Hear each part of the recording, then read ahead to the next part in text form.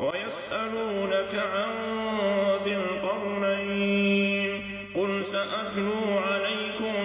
منه ذكرا إنا مكنا له في الأرض وآتيناه من كل شيء سببا فأتبع سببا حتى إذا بلغ مغرب الشمس وجدها تغرب في عين حمئة ووجد عندها قوما قلنا يا ذا القرنين إما أن تعذب وإما أن تتخذ فيهم حسنا قال أما من ظلم فسوف نعذبه ثم يرد إلى ربه فيعذبه عذابا نكرا وأما من آمن وعمل صالحا فله جزاء الحسنى وسنقول له من أمرنا يسرا ثم أتبع سببا حتى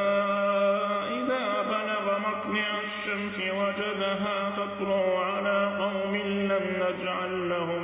من دونها سترا كذلك وقد أحطنا بما لديه خبرا ثم أتبع سببا حتى إذا بلغ بين السدين وجد من دونهما قوما لا يكادون يفقهون قولا قالوا يا ذا القرنين إن يأجوج ومأجوج مفسدون في الأرض فهل نجعل لك خرجا على أن تجعل بيننا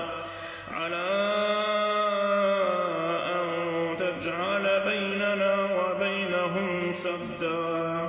قال ما مكنني فيه ربي خير فأعينوني بقوة أجعل بينكم وبينهم ردما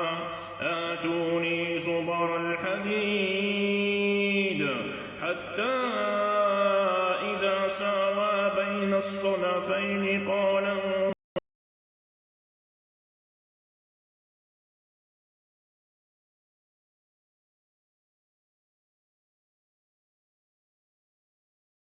استطاعوا أن يظهروه وما استطاعوا